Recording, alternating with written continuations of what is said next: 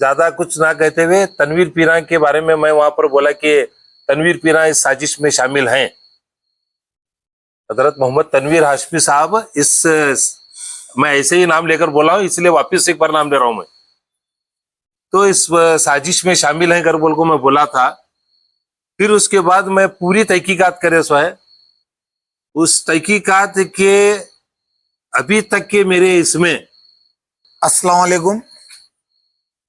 आज emergency press meet बुला करके सारे बीजापुर शहर में रहने बसने वाले अवामुल नास को और उसमें खास शहरियाने बीजापुर, मुसलमानाने बीजापुर को एक वेरी इंपॉर्टेंट मैसेज और एक very important conclusion, full point एक इशू जो कि आलमगीर मस्जिद और शादी महल का तनाज़ा जो आए दिन बीजापुर की सुर्खियों को बटोर रहा था और बीजापुर की सुर्खियों का एक सबब बना हुआ था, जिसकी वजह से वो एक इनफरादी डिस्टर्बेंस को लेकर के कुछ गैर ज़रूरी ताकत, कुछ गैर ज़रूरी लोग पॉलिटिकल इशू बना करके उसको उछाल करके आपसी नाइत्तेफाकी और इंतशारी पैदा कर रहे थे। इस वजह से आज आलमगीर मस्जिद, आलमगीर एडमिनिस्ट्रेशन का किसी किस्म का चर्चा, किसी किस्म की तनाज़ात, किसी किस्म की वर्गलाने वाली बातों को मीडिया के जरिए से हो या लोकल मीडिया के जरिए, स्पेशली मैं सारे बीजापुर के यूट्यूब चैनल से रिक्वेस्ट करता हूं कि आप अपनी जर्नलिज्म को और अपनी प्रेस वर्क को बहुत डीप किसी मजहबी तनाज़े में इन्वॉल्व मत कीजिए, क्योंकि आपके प्रसार से, आपके पब्लिकेशन से नाइत्तेफाकी और बढ़ रही है। और बढ़ने के लिए हमें जरूरी नहीं है, अब हम सारे मुसलमान इस शहर के, चाहे वो आलमगीर मस्जिद के मैनेजमेंट कमेटी के लोग हो, चाहे मैनेजमेंट कमेटी के अगेंस्ट में प्रोटेस्ट करने वाले लोग हो, चाहे मैनेजमेंट कमेटी के दोनों साइड से बिहाइंड द कर्टन सपोर्ट करने वाली शक्ति मुसलमानों की हो, कोई भी हो, कलमे की बुनियाद पर, ला इलाहा इल्लल्लाह की बुनियाद पर सारे भाई हैं और अपने अपने इनफरादी डिस्टर्बेंस को इज्तिमाई तौर पर बैठ करके हमारे कायद अब्दुल हमीद मुशर्रफ, हमारे कायद तनवीर पीरा हाशमी साहब, सज्जादे पीरा मुशर्रफ, रिया अब्दुल रज़ाक वर्ती, मैनुद्दीन बिलगी, कादरी वकील, मुख्तार दखनी, जमीर बख्शी, मोहम्मद रफीक टपाल और कई हमारे जो मुसलमान रहबर और रहनुमा बीजापुर की हर वक्त प्रोटेक्शन में, कौम की और कौम और मिल्लत की प्रोटेक्शन में जो लोग हैं, उनकी क़यादत में हर मसले का हल करने की कोशिश करेंगे। इस वजह से आलमगीर के मामले पर अब हमारे मेरे अजीज दोस्त मैनुद्दीन बिलगी, एक्स कारपोरेशन आपकी नज़रसानी करने के लिए मेरे साथ हाजिर हुए हैं। और स्पेशली मैं मैनुद्दीन बिलगी साहब से रिक्वेस्ट करके ये प्रेस मीट का ऑर्गेनाइजेशन किया हूँ, क्योंकि सारे तनाज़ों को आज खत्म करना है, फुल पॉइंट देना है। और हमारे तनाज़े जो भी हैं वो हम बेहतर हैं कि हम हमारे तनाज़ों को, मसले को हल कर सकेंगे। और बीजापुर के कुछ कट्टा कमेटी के लोग हैं जो बीजापुर में कट्टों पे बैठ करके संविधान लिखना या संविधान को, कॉन्स्टिट्यूशन को अमेंडमेंट करने की जो शक्तियां हैं, वो ये माध्यम के, ये मीडिया के जरिए से उन white collar, rented white collar leaders को मैं डायरेक्ट मैसेज देना चाह रहा हूं कि तनवीर पीरा हाशमी या अब्दुल हमीद मुशर्रफ या मैनुद्दीन बिलगी या किसी मुसलमान के हमारे जो मुस्लिम कम्युनिटी के जो रहबर और रहनुमा है, उनके बारे में तनकीद करना हो या किसी गैर जरूरी बातों का अगर आप मीडिया में प्रसार करना, बोलना, अगर ये जो दो कौड़ी के जो सो कॉल्ड लीडर्स हैं अगर ये कर रहे हैं, अब इसके बाद होशियार रहें, क्योंकि सारी मुसलमान कम्युनिटी एक होकर के हर मुस्लिम कायद की इज्जत और आबरू की हिफाजत करने की जवाबदारी हर एक की हमें ले चुके हैं। आइंदा आने वाले दिनों में अगर किसी किस्म की बेहुदा चर्चा होगी तो कानून के जरिए से उनको उनकी मुकाम मकसूद को पहुंचाने का काम कर देंगे। अब मैनुद्दीन बिलगी साहब आपको एड्रेस करेंगे। अस्सलाम वालेकुम। पूरे बीजापुर के हमारे मुसलमान भाइयों को बड़ी खुशी की बात है कि अल्लाह को जो सब में बेहतर पसंद है वो सुलह है। और कई दिनों से मैं आलमगीर मस्जिद कमेटी और जो उनके अपोज में जो मेरे मुसलमान भाई उनके और उनके बीच में जो भी डिस्टर्बेंस चला था, उस बीच में सुलह करने के लिए मैं दोनों ही के तरफ से मैं वहां पर गया था। इसी बीच जो है बहुत ज्यादा बीजापुर के अंदर मीडिया के अंदर आलमगीर मस्जिद, आलमगीरी हॉल के बारे में बहुत सी चीजें उछाली गई। मैं अभी ज्यादा कुछ न कहते हुए मैं एक बात पर सबकी गौर फिक्र करना चाहता हूं कि आलमगीर कमेटी अलग चीज है, आलमगीर मस्जिद ये अल्लाह का घर है। हम सब मुसलमानों का फर्ज बनता है कि हमारी मस्जिदों के मसले को मीडिया में ना उछालकर आपसी भाईचारे के अंदर बैठकर, और अल्लाह ने हमें यह ताकत दी है और हमारे रहनुमाओं को भी यह ताकत दी है कि हम सब एकजुट होकर हर मसले का हल निकाल सकते हैं। अगरचे कि हम लोग इत्मीनान से सब पर भरोसा करेंगे तो मैं उम्मीद रखता हूं कि मैं आज जो बात मैं आज जो बताने आया हूं वो सुलह से संबंधित बात है। बीच में आप ही के वीडियोस पर बात चल रही थी तो हमारे कादरी वकील साहब और हमारे अब्दुल हमीद मुशरीफ साहब, हमारे सज्जाद पीरा मुशरीफ साहब, दीगर जो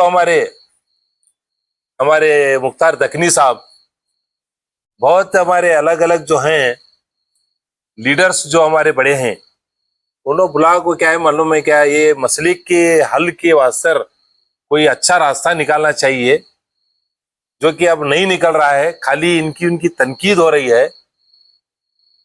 तो अब मैं ज्यादा इसे हेर पेच नहीं लेते हुए, जो केयर टेकर उस टाइम में केयर टेकिंग लेने के अवसर आए थे, उनका वक्त खत्म हुआ था, इसलिए मैं उनको रोक रहा था।